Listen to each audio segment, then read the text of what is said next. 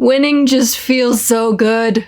Welcome to From Center Ice. My name is Courtney, and the Blackhawks won a game. They beat the Columbus Blue Jackets on Sunday night to make up for their loss to the same team on Friday night. There were a couple of roster moves, but Kevin Lankinen was back in net, and he is just on a roll. From watching him with the Ice Hogs, I knew that he would be a good goaltender, and if he got a shot at the NHL, that he would most likely be able to make something out of it. But I didn't expect this, and especially this soon. It is just awesome to see him doing as well as he is, especially behind this team. You can't help but root for the guy. He's an awesome person. He's super nice every time you get to talk to him. He started a book club in Finland. I mean, you just can't not root for Kevin Lankinen. He was great. The rest of the team in front of him looked a lot better in this game, so let's go over the 3 questions that I had for Sunday's matchup against the Columbus Blue Jackets. Question number 1. Can we have a normal lineup? If you watched the previous 2 Blackhawks games or kept up with the updates, or if you watched the previous 2 videos of mine,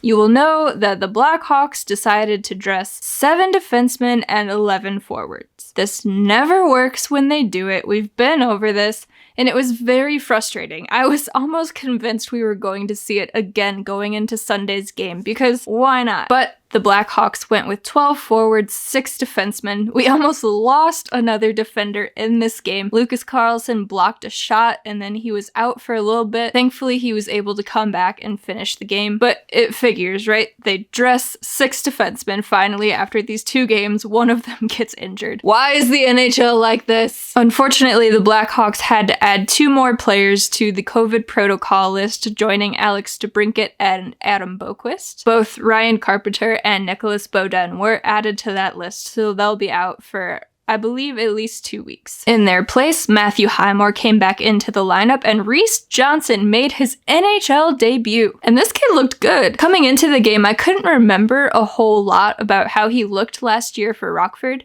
I knew I didn't dislike his game, but I couldn't point to one thing in particular that I really liked about his game. But when he came into the lineup on Sunday, he was skating, he was forechecking, he was really hard on the puck, he was winning board battles, he was just doing all of the little things right. He was mostly on that 4th line, so that's basically all you can really ask for from a 4th liner, especially coming into his first game in the NHL. Going off of the post-game comments, it seemed like Jeremy Colleton was impressed. I know people on the internet were impressed with his debut. So good for him. I would assume we see him back in the lineup on Tuesday against Carolina. I don't know why you would take him out after a good first game. That would be a little silly. But this is the NHL and the Blackhawks, and like we've said before, nothing really makes sense. So yes, thankfully the Blackhawks went with a normal lineup on Sunday's game, and guess what? They won. Who would have thought? Surely not me. Question number 2. Will the lack of scoring in this game lead to a bad effort on Sunday? So, kind of going off what I said in the last video, this really could have gone either way, right? They could have been frustrated after getting so many chances on Friday and just only being able to get 1 puck past Joonas Korpisalo, come out on Sunday firing on all cylinders, get a bunch of goals, or it could have really gotten to them and hurt their confidence. They could have come out a little more conservative. You see both things happen all the time within the same team. Thankfully, the lack of scoring on Friday night did not lead to a bad effort for the Hawks on Sunday. They came out, they looked good, they looked probably even better than they did on Friday, and they were facing Elvis Merzlikins in net, so they didn't have to deal with Joonas Korpisalo being in their minds. I'm not really sure why that was the roster move by John Tortorella, but I won't argue it. I felt bad for Elvis. 2 of the goals that the Blackhawks scored came off of him going on adventures behind the net and it not working out so well for him. Look, we've seen that happen plenty of times for our own team. It happened earlier this season with Colin Delia giving it away, falling over in the crease, and just leaving the net wide open. It happens. It happens to rookie goaltenders. It happens to inexperienced goaltenders. It happens to the best goaltenders in the world.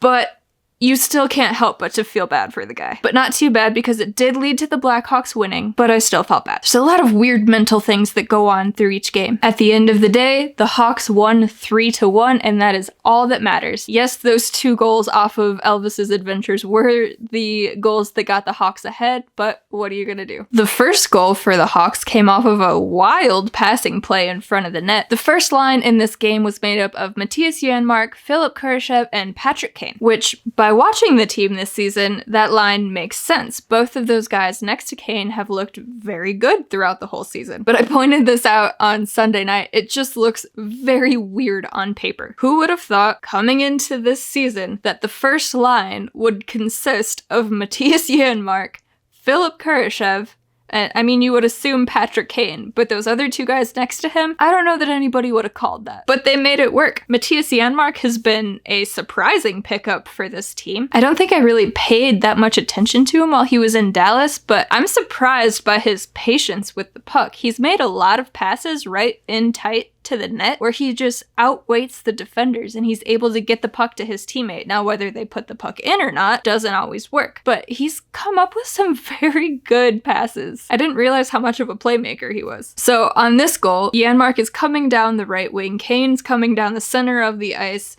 Philip Kurashev is on the left side of the net. Janmark passes it to Kane, the puck gets to Kurashev, in the net. At first I thought it was Kane's goal because it happened very fast and it looked like Kane whacked it in. You see on the replay, it goes from Janmark to Kane, off of Kane's stick to Kurashev. Then you watch closer and it looks like Kane intentionally redirects the puck to Kurashev. It was just a wild play. It was a great play. All 3 of those guys had a pretty decent game on Sunday night, and that goal kicked it off. It's awesome to see Janmark and Kurashev being rewarded with ice time for their good start to the season, and they're both putting up points doing so. The second goal for the Blackhawks was scored by Pius Suter. That was the first adventure goal for Elvis Merzlikins. He went out to play it behind the net. Suter ended up with it, just banked it off of Elvis's back. It kind of went through his legs and he kicked it in himself with his pads. Not great, sort of reminiscent to that Subban goal in the first game of the season, I want to say. Not exactly, but close enough. The third goal for the Hawks, Patrick Kane finally gets back into the goal column. It's probably been weighing on him that it's been a few games since he scored a goal. But Elvis went out on another adventure. They turned over the puck.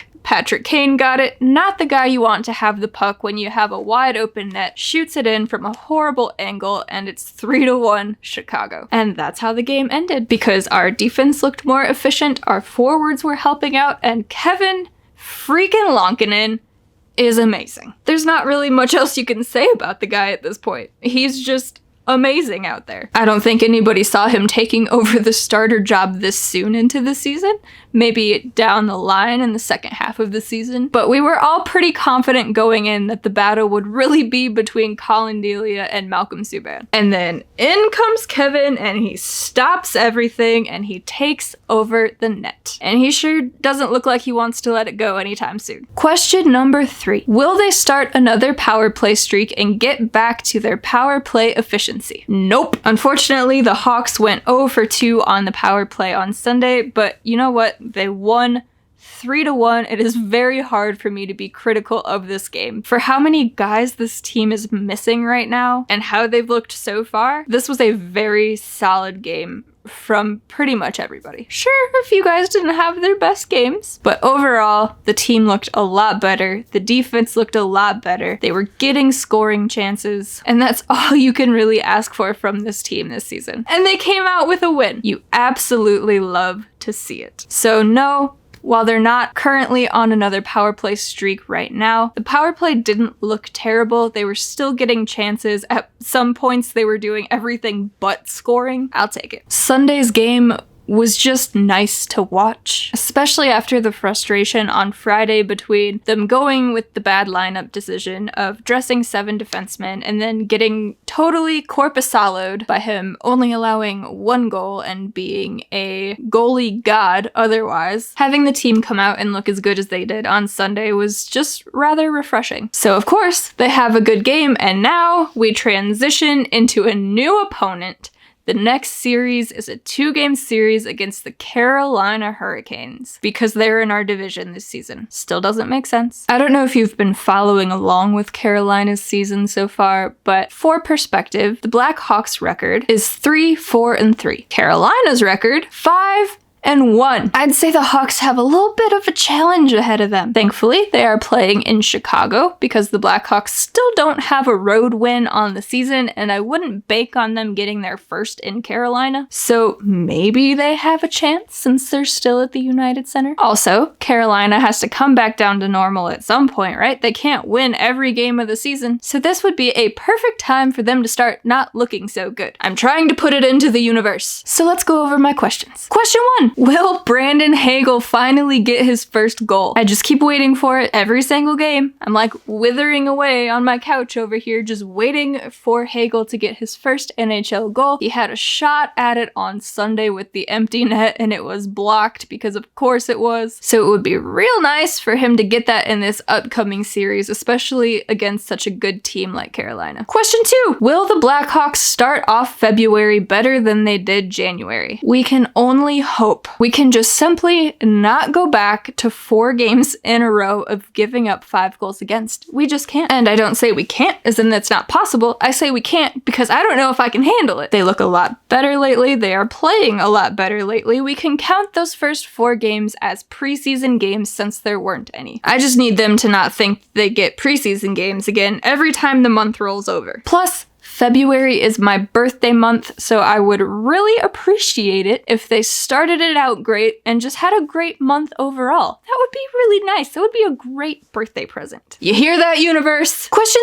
3. Will Patrick Kane put together a goal streak? I asked about the power play streak. That ended up being a no. Hopefully I am not jinxing this and Kane can come out against Carolina and get some more goals. If he scores in both games, that would be great. This team is certainly better when Patrick Kane is scoring, no matter how much depth scoring you get. You need your top guys rolling. He had a good game on Sunday. Hopefully he keeps that going. So, there you have it. Those are my 3 questions going into Tuesday night's game against the Carolina Hurricanes. The Blackhawks are coming off of a big win. Carolina is coming in riding high, having a great season so far, 5-1 like I said. Who is going to take game 1? It better be the Blackhawks. Thank you all so much for tuning in. Do you have any thoughts or questions going into this next series or just the next game against Carolina? I would love to hear them, so please leave those below. If you want more from Center Ice, you can find the links to all of our social media pages in the description of this video.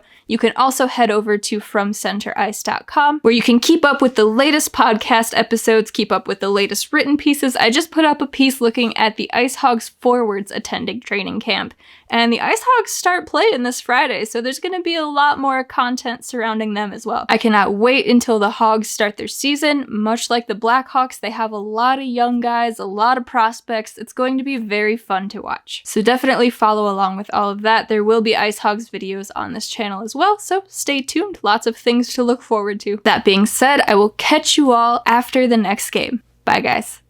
Thank you all for watching. Please hit that subscribe button to catch more From Center Ice content. If you could, hit the like button on this video, maybe share it with a friend or two. And while you're here, check out the podcast playlist and catch up on some old episodes. We will catch y'all next time. Bye!